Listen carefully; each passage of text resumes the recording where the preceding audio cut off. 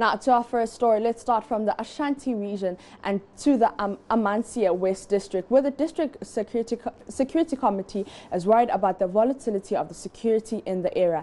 Influx of people as a result of booming illegal mining activities has not only increased the rate of the crime, but has also increased illicit proliferation of arms. At least 3 robbery incidents involving large sums of money were recorded last week alone. DCE for the area, William Bidiako Asante, says the situation has claimed some lives as police struggle to contain the situation. Ohiming Tiria has more. Population in the Amansie West District has increased astronomically over the years due to illegal mining activities. Influx of people in the area, despite ban on small-scale mining, is blamed for increasing crime rate. A businessman lost 700,000 Ghana cedis when a 5-member gang attacked him in broad daylight at Takrasi last week. He had just returned from Kumasi with the money to pay for gold products. Another robbery incident on the Anyuan-Kwanta-Manson-Kwanta road saw the robbers who attacked passengers escaping with unspecified amount of money. District Chief Executive William Bidiako Asante suspects some miners may have turned criminals in the face of the ban on small-scale mining. A couple of people have been killed due to armed robbery in this area. A lot of people have also been arrested. And so as for security, it's very volatile. Just last week, there were 3 robbery incidents. There was one case where the robbers attacked passengers and bolted away with unspecified amount of money and items, and I'm told even gold. Mr. Asante, who is also chairman of DISEC, fears some opinion leaders, including himself, who have been leading the fight against Galamsey, may become targets for criminals. He says police are overwhelmed because their numbers and preparedness cannot match that of the criminals. And I can tell you that some of us who are at the forefront of fighting these illegal mining menace, our lives are always in our hands. The police, they are doing their best. The police numbers and their preparedness, it cannot match with the current spate of robberies. From Manson-Kwanta in the Ashanti region for JoyNews, Ohiming Tiria reporting.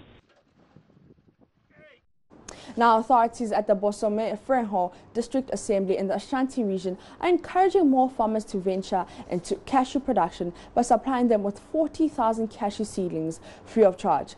Now, the move, which is a pilot of government's Planting for Export and Rural Development program, is expected to help Ghana become a leading cashew exporter in West Africa in 5 years. Mahmoud Mohammed Nuruddin reports of a crave for a new crave for cashew production as a reliable cash crop. At least 500 farmers are being targeted for the first phase of the project. The farmers will also receive free technical advice. It is aimed at providing alternative livelihood to the farmers. Yeah, the challenge is we didn't start early. So we were short of cocoa pods. And then we had to get the polythene bags where we had problems. But we managed. That is why we couldn't hit our target. We intended to do 200,000 for the cocoa, and then this one about 80,000 for the cashew. But at the moment for the cashew we have hit up 40,000, and the cocoa we have hit 100,000. But 500 farmers will benefit. Over 500 farmers will benefit from this. Out of 89 districts assessed, 40 are benefiting from the first phase of the project, which is under the Ghana Social Opportunities Program. Yao Danso is the district chief executive. We are registering farmers as well as collecting their data so as to know the size of their farmlands in order to be able to distribute the seedlings to them.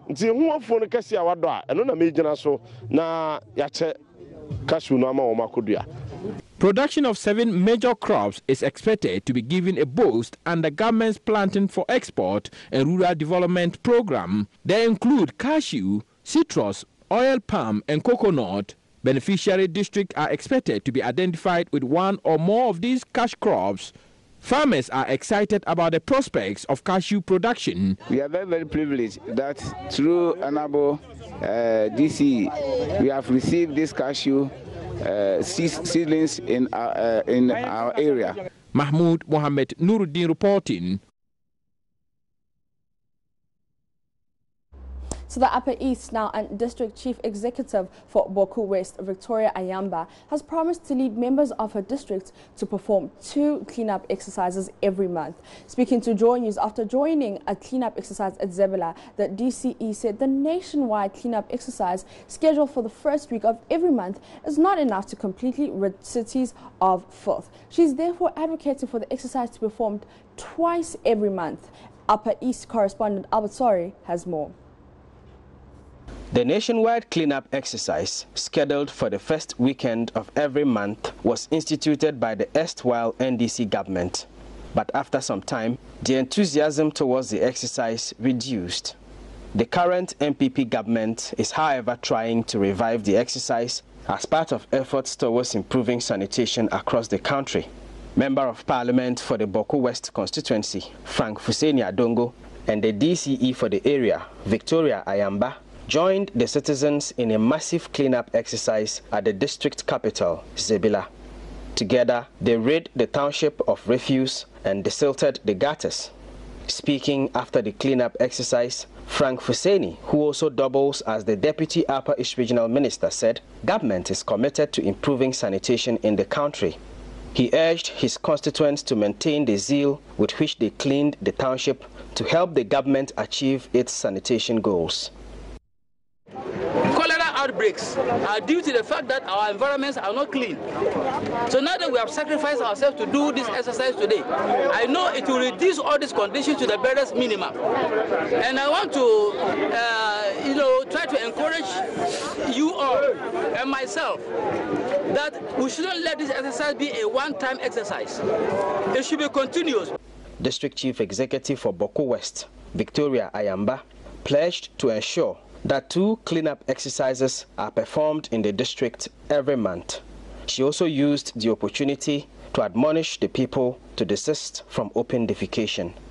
I want you to continue, and you already know that the first week of the month is a cleanup exercise, but I want it to be every 2 weeks, and we should stop open defecation.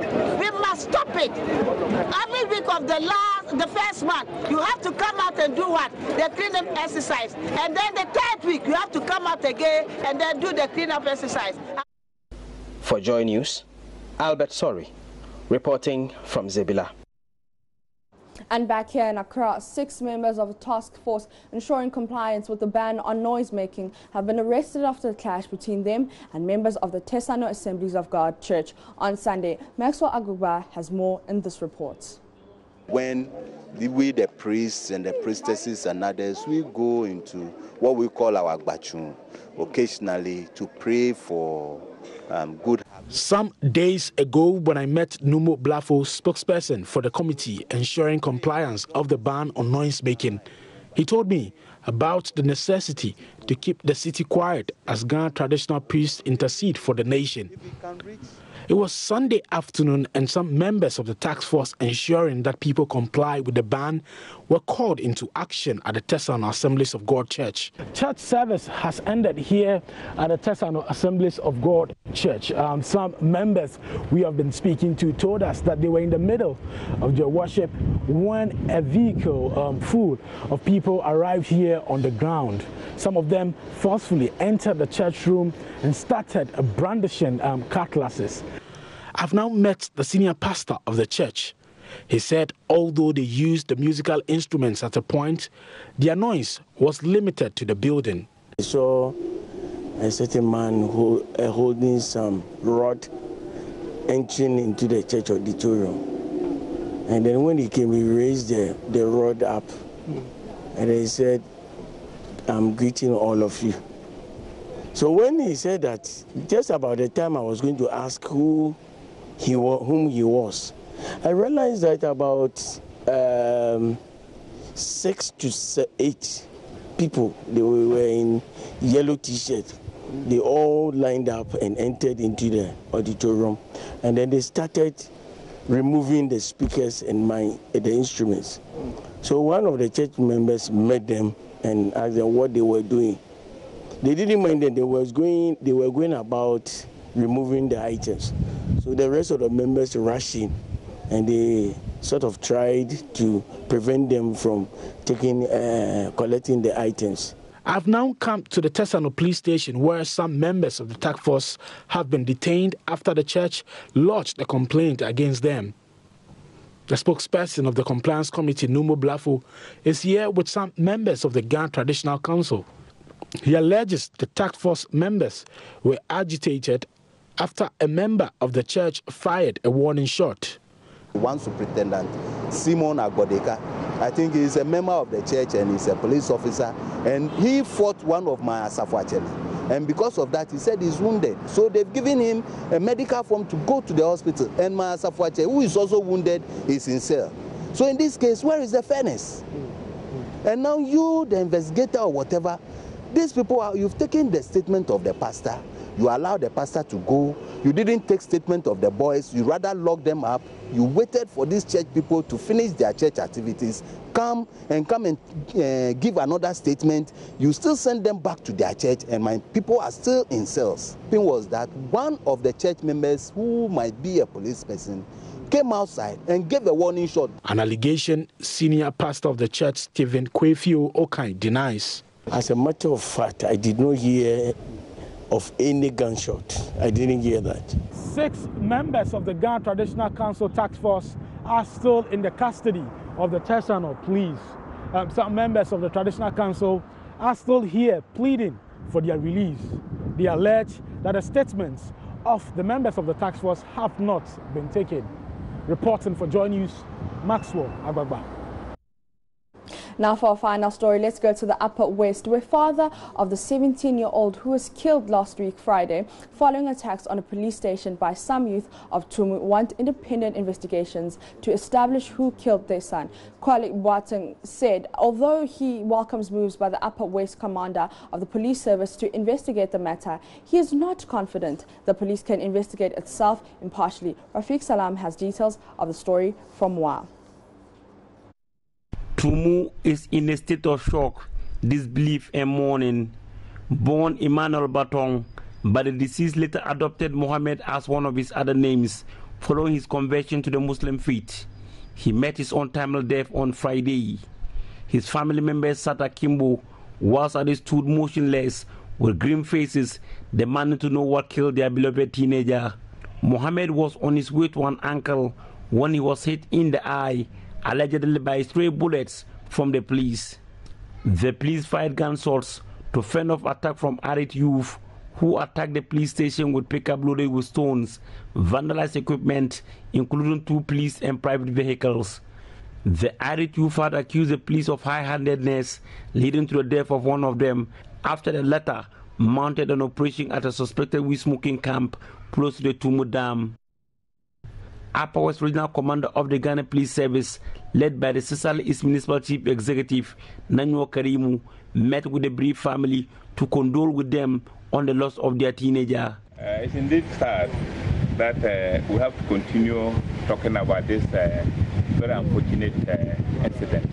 This family is a family who was assisting us to get the guy out of the water. DCOP Boapie Kojo Ochori again assured the bereaved family of investigating the issue to bring the perpetrators to justice. We are investigating and we will continue to investigate to justify what has happened. Tear-eyed middle-aged father of the deceased, Kunde Batong, agreed on the need for an investigation. However, he will want it to be done independent from the police. I don't even know what to say, because even right now, if I'm sitting down for myself, I'm telling lies. Because I never expected my son to die this way. Concerns have been raised by residents here in TUMU on the manner and conduct of the operation of the regional police SWAT team, who they want the regional police command to have a second look at. Wuto Mahama Bawa is the assemblyman for the Nanyo electoral area. The police service in the district and the community, we have very good relationship. But what the patrol teams are doing is maddening our relationship. So as the regional commander is here, we think that Sasala East has been one of the peaceful places. So if he can actually stand up and fish out the bad nuts from the police service. At this stage, consoling the bereaved family will indeed soothe their hearts, but beyond that, they will want justice to be done on the death of their teenager. Reporting for JoyNews, Rafik Salam, TUMU.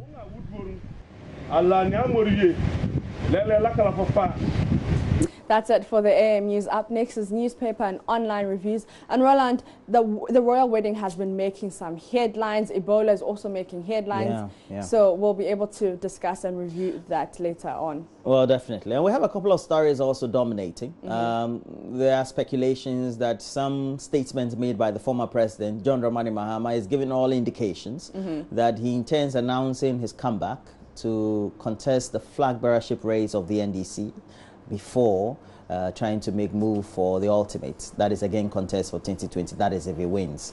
And so we'll take some look at some of those stories. But we have some other ones. We'll talk about the liquefied petroleum gas issue, about the LPG and some shortages likely. That is if the strike action goes on as the association has indicated. But we'll take a look at all that. Please get interactive throughout the rest of the program. On Facebook, join us on TV. We're always live there. And we're always live on our regular channel on YouTube, My Online TV.